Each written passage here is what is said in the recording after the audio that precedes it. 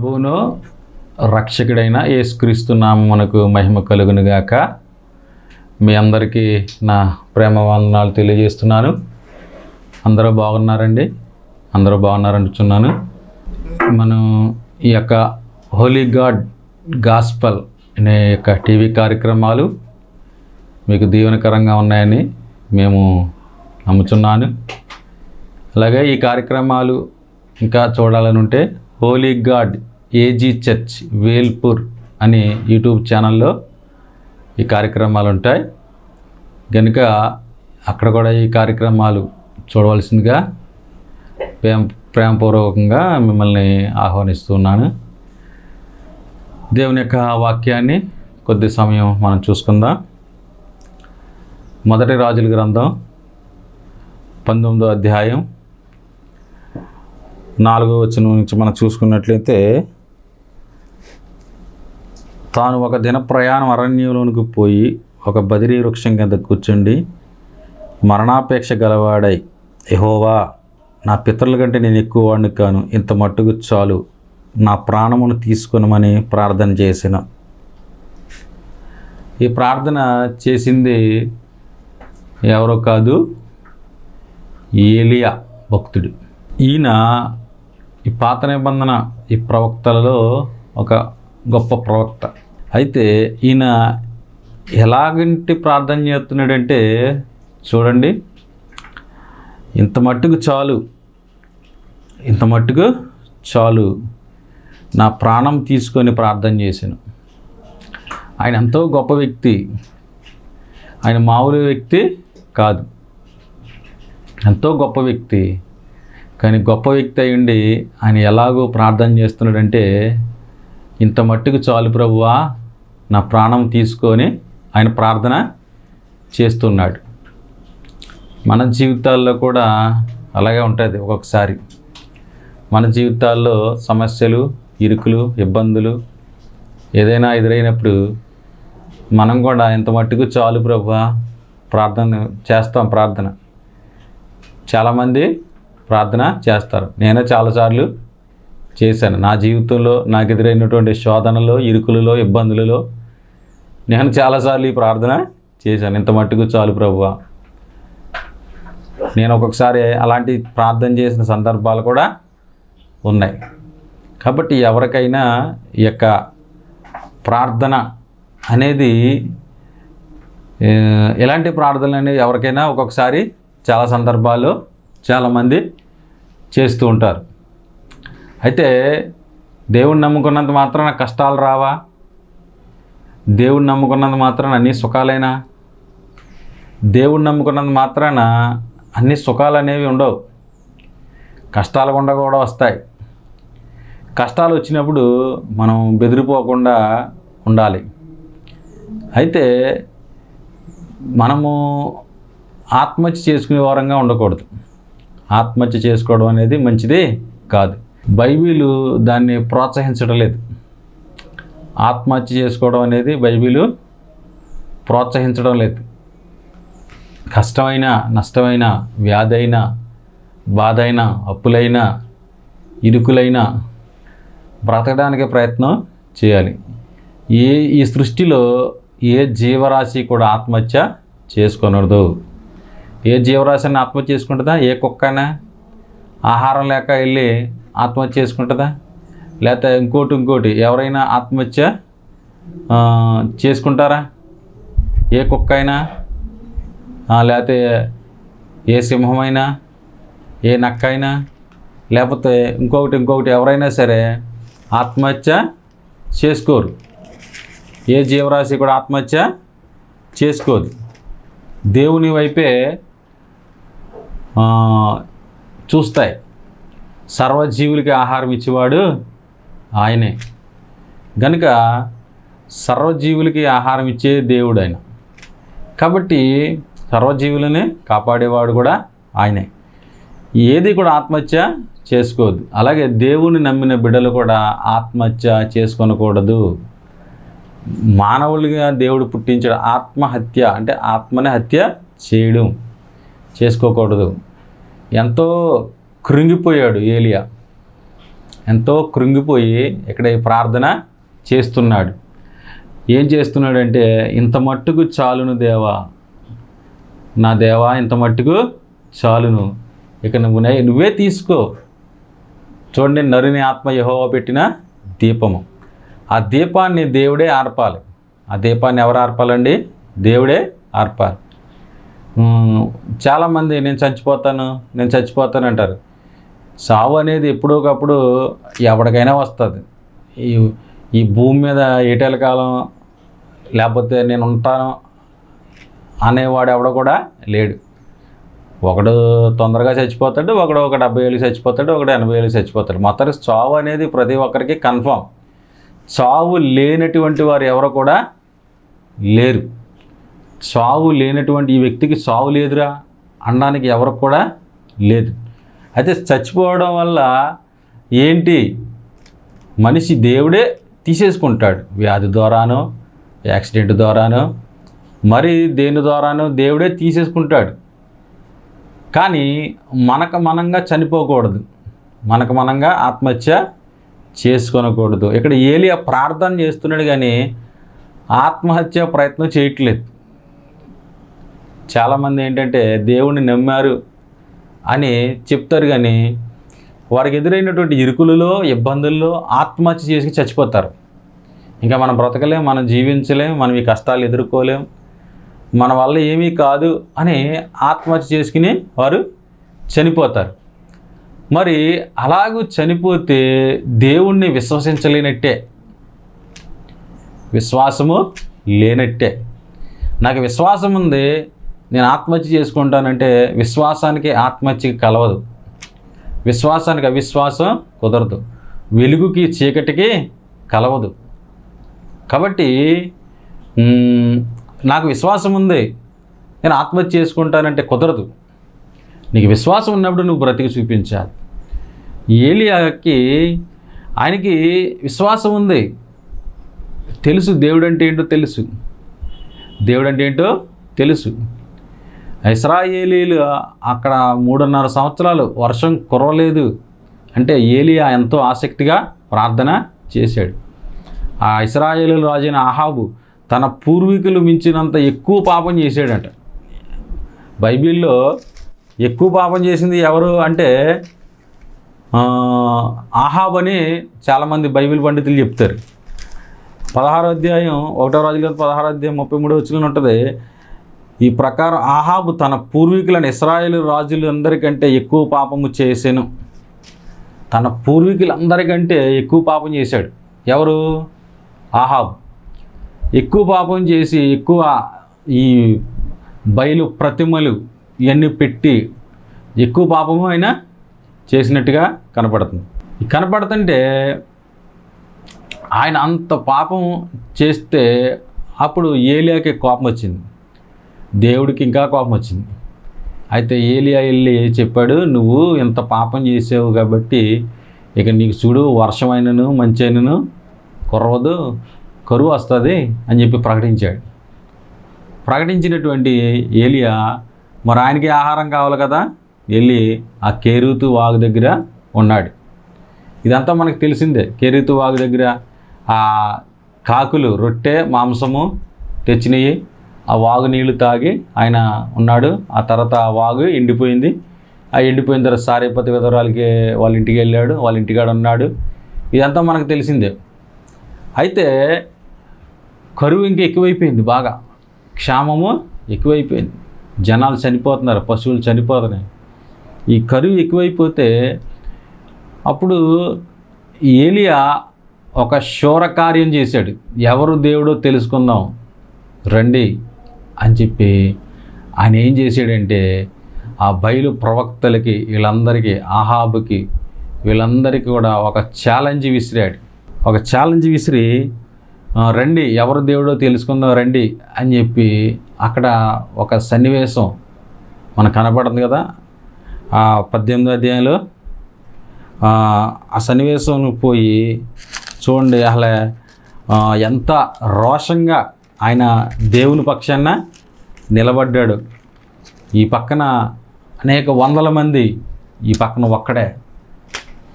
ఒక్కడే ఆయన నిలబడి దేవుని నామాన ప్రార్థన చేసి ఆకాశం నుండి అగ్ని దింపాడు. హల్లెలూయా! ఎంత పెద్ద ప్రవక్త అండి ఆయన. ఎంత పెద్ద ప్రవక్త, చిన్న చిత్తగా ప్రవక్త ఏమీ కాదు. ఒక్కడే నిలబడ్డాడు పౌరుషంగా. ఆకాశం నుంచి అగ్ని దింపాడు. ఆకాశం నుంచి అగ్ని దింపి ఆయన ఆకాశం నుంచి ఆ అగ్నిని దింపిని తర్వాత ఆ దహన బలి అంతా కూడా దేవుడు అంగీకరించినట్టుగా యెహోవాయే దేవుడు అని ప్రజలందరూ కేకలు వేశారు. కేకలు వేసిన తర్వాత ఇదంతా కూడా జరిగింది. అప్పుడు అక్కడ ఉన్నటువంటి ప్రజలని వీళ్ళందరినీ, బయలు ప్రవక్తలు వీళ్ళందరినీ కూడా అక్కడ ఆ ప్రజలందరూ పట్టుకుని అక్కడ వాళ్ళందరినీ కూడా ఆ బయలు ప్రవక్తలందరినీ చంపినట్టుగా కనపడుతుంది. అంత రోషమైనటువంటి కార్యాన్ని ఏలియా చేశాడు. ఏలియా చేసిన తర్వాత అప్పుడు ఈ 19వ అధ్యాయానికి వచ్చేటప్పటికి మనకు కనపడుతున్న యెజబేలు ఏమందంటే, ఇదిగో నువ్వు వాళ్ళని చంపావు కాబట్టి నిన్ను కూడా చంపేస్తాను నేను అని కబురు పంపించేవాడికి అతడు ఆ కబురు విని అతడు తన ప్రాణమును కాపాడుకున్నట్టుకై, చూడండి, దేవుడు ఎన్నో మేలులు చేశాడు ఏలియా జీవితంలో. అసలు ఆహారం లేకుండానే చనిపోవాలి, ఆహారాన్ని కాకుల ద్వారా ఇచ్చాడు. తర్వాత సారీపతి విధవరాల ద్వారా పోషించాడు. అనేక రకాలుగా దేవుడు కాపాడుకుంటూ వచ్చాడు. అంటే ఎవరైనా అప్పుడప్పుడు ఈ చింత అనే దాంట్లోకి వెళ్తారనమాట. ఈ చింత అనేది భయము నుంచి కలుగుతుంది, భయము నుంచి చింత అనేది వస్తుంది. ఈయన చింతించాడు. ఎవరైనా సరే ఈ చింత అనేది ఎక్కడి నుంచి వస్తుందంటే సాతాను నుంచి వస్తుంది. చింత లేకపోతే నిరాశ లేకపోతే డిప్రెషన్ ఇవన్నీ ఒక కోణం సంబంధించినవే. అంటే ఈ చింతించాడు బాగా.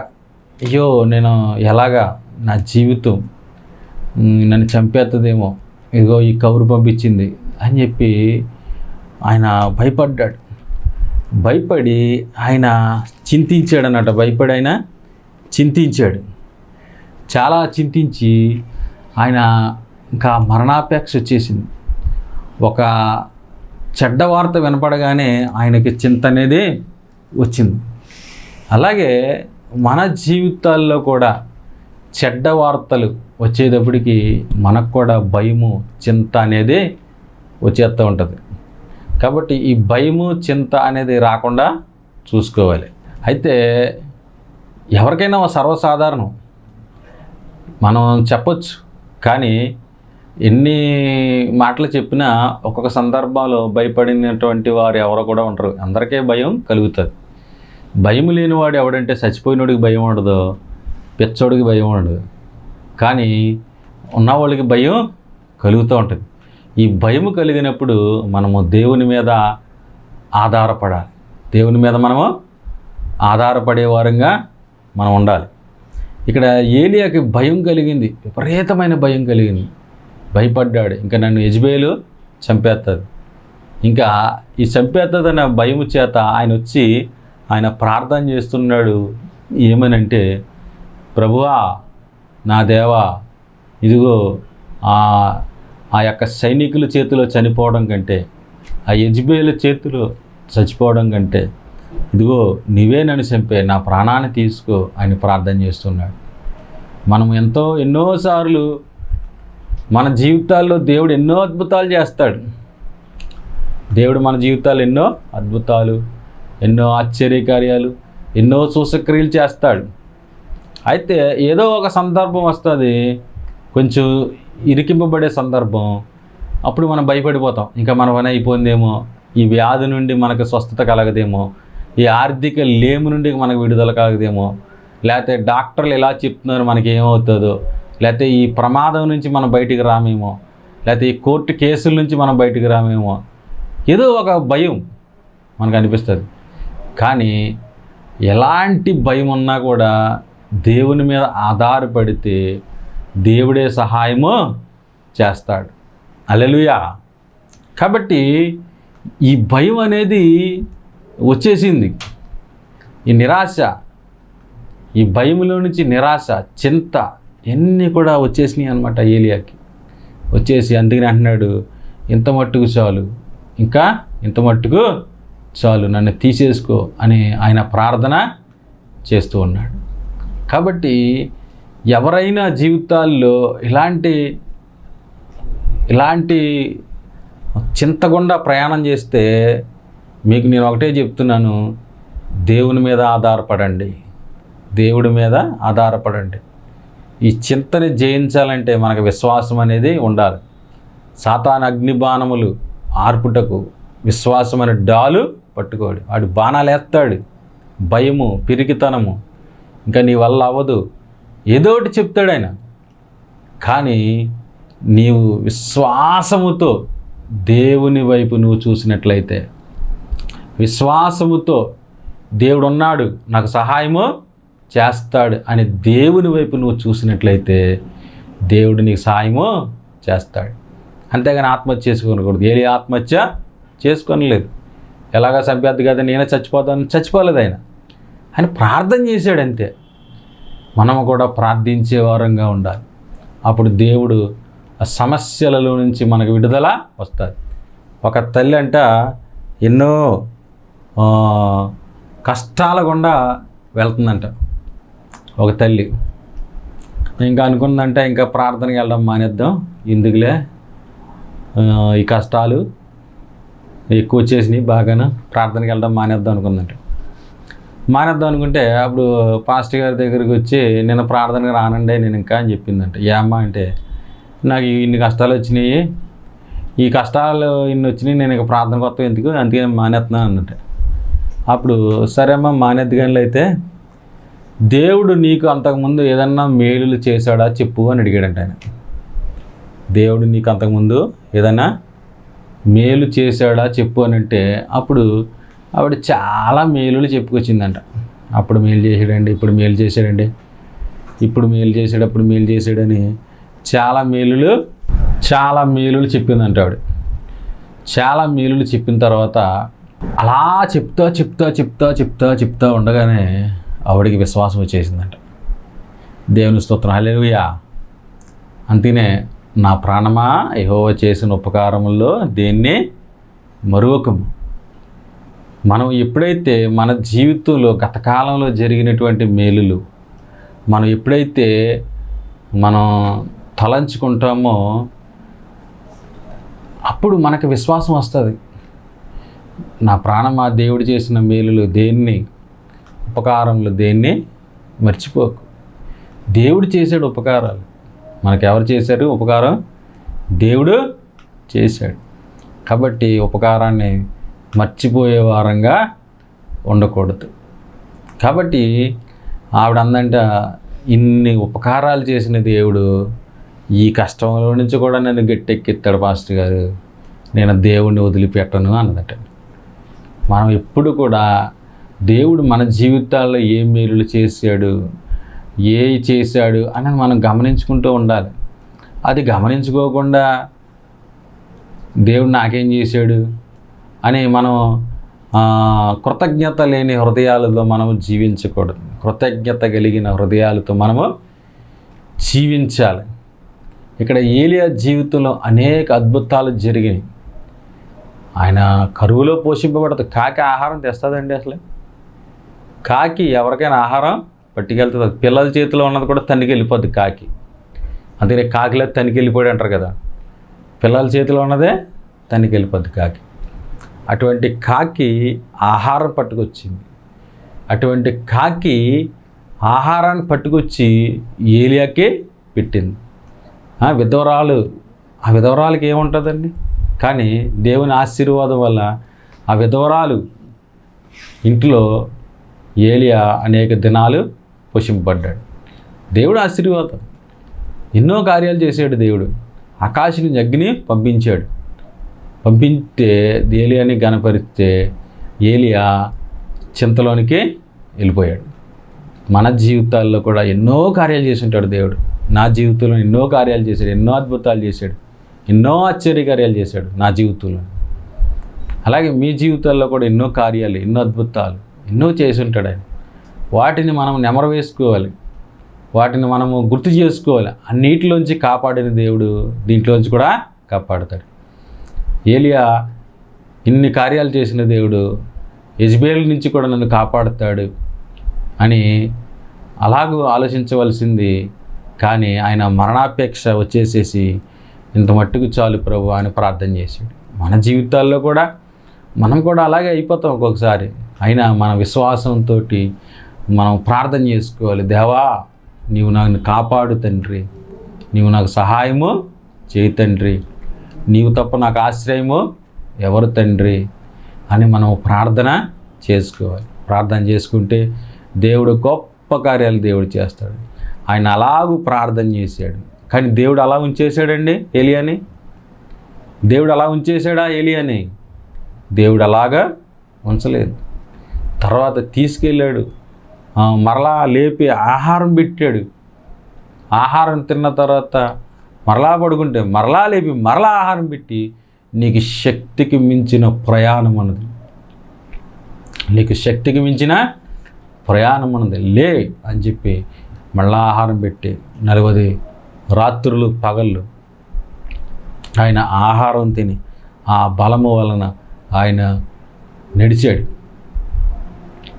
నడిచి ఒక గుహలోకి వెళ్ళి అక్కడ దేవుని స్వరాన్ని విని మరలా తనకు మారుగా ఎలీషాని, ఆ సిరియా దేశం మీద ఒక రాజుని, యెహూని, వీళ్ళందరినీ కూడా నియమించాడు. చూడండి, యెజెబెలుకి భయపడి ఇంత మట్టుకు చాలు ప్రభువా నన్ను చంపేయి అని ప్రార్థన చేసినటువంటి ఆ దేవుని సేవకుడి చేత మరలా దేవుడు గొప్ప కార్యాలు జరిగించుకున్నాడు. రాజులను అభిషేకించాడు, ప్రవక్తని అభిషేకించాడు. తర్వాత ఇంకో గొప్ప విషయం ఏంటంటే, అసలు మరణమే చూడకుండా, ఏంటంటే అసలు మరణమే చూడకుండా ఆయన కొనిపోబడ్డాడు అగ్ని రథాల మీద. దేవుని స్తోత్రం, హల్లెలూయా.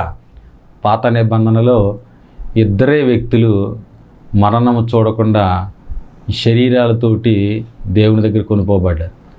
ఎవరంటే హానోకు, ఏలియాలు. ఏలియా చూడండి ఎంత భయపడిపోయాడు యెజెబెలు కంటే, ఇంత మట్టుకు చాలు, ఇక నా వల్ల కాదు, చంపే అని ప్రార్థన చేసినటువంటి ఏలియా అసలు మరణాన్నే చూడకుండా దేవుడు తీసుకెళ్ళాడు. కాబట్టి నా జీవితాల్లో దేవుడు ఏదైనా చేయగలడు. ఆయనకి అసాధ్యమైనది ఏది కూడా లేదు.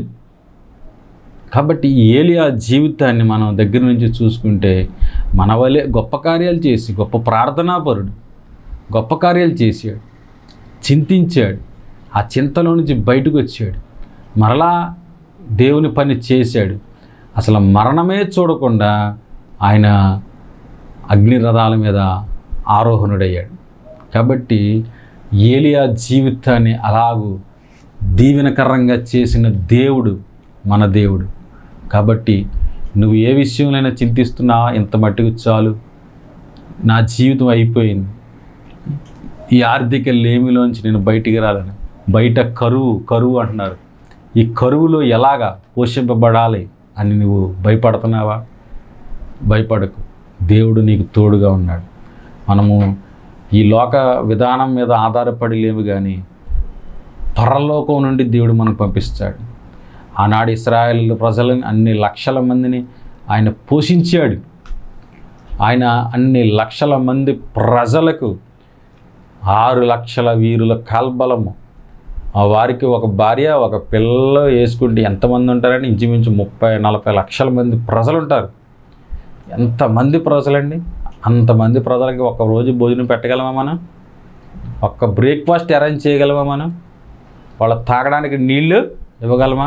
కానీ వాళ్ళని 40 సంవత్సరాలు దేవుడు పోషించాడు. నీకు విశ్వాసం ఉంటే వారిని పోషించిన దేవుడు నన్ను పోషిస్తాడన్న విశ్వాసం నీకుంటే, ఏలియాని మరణము చూడకుండా తీసుకెళ్ళిన దేవుడు ఉన్నాడు, ఆయన నాకు సహాయము చేస్తాడు అన్న విశ్వాసం నీకుంటే ప్రార్థన చేయి. దేవుడు నీ సమస్యలు, గడ్డు సమస్యలు ఏదైనా సరే ఆయన తీరుస్తాడు. నీకున్నట్టు ఆర్థికలు ఏమవ్వచ్చు, అప్పులు అవ్వచ్చు, లేకపోతే ఏదైనా ఏ కార్యమైనా అవ్వచ్చు, దేవుని చిత్తంలో జరిగే ఏ కార్యమైనా అవ్వచ్చు, దేవుడు మేలు చేస్తాడు, సహాయము చేస్తాడు. కాబట్టి నువ్వు విశ్వాసాన్ని కోల్పోకుండా బైబిల్ చదివినప్పుడు మాకు కావాల్సింది ఏంటంటే, వారి జీవితంలో ఇది జరిగింది, నా జీవితాన్ని కూడా ఆయన మేలు చేస్తాడు. ఏలియా జీవితంలో జరిగింది, నా జీవితంలో కూడా ఆయన మేలు చేస్తాడన్న విశ్వాసం, నమ్మకం మనం కలిగి ఉండాలి. కాబట్టి ఏలియాని మరణానికి అప్పగించకుండా, మరణమే లేకుండా తీసుకెళ్ళిన దేవుడు ఉన్నాడు.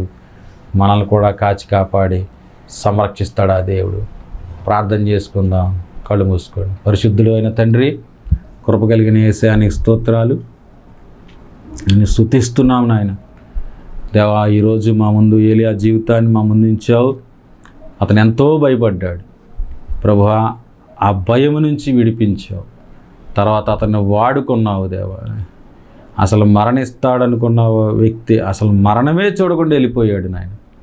ప్రభు, ఎంత గొప్ప దేవుడు నాయన. మా జీవితాల్లో కూడా మేలులు, అద్భుతాలు చేసే దేవుడు నీవే నాయన. నేను స్తుతిస్తూ ప్రభువా, నీ వాక్యం వింటున్న బిడ్డలను దీవించినాయన, ఆరోగ్యాలు దయచేయండి. ప్రతి వారికి శక్తి దయచేయనాయన, ఆత్మబలం దయచేయనాయన, ఆరోగ్యం దయచేయనాయన. నేను స్తుతిస్తూ బిడ్డలను దీవించమని, ఆశీర్వదించమని ప్రభువును రక్షకుడు నజరేయుడైన యేసుక్రీస్తును ప్రార్థన చేస్తున్నాం పరమ తండ్రి. ఆమేన్. అందరికీ వందనాలండి.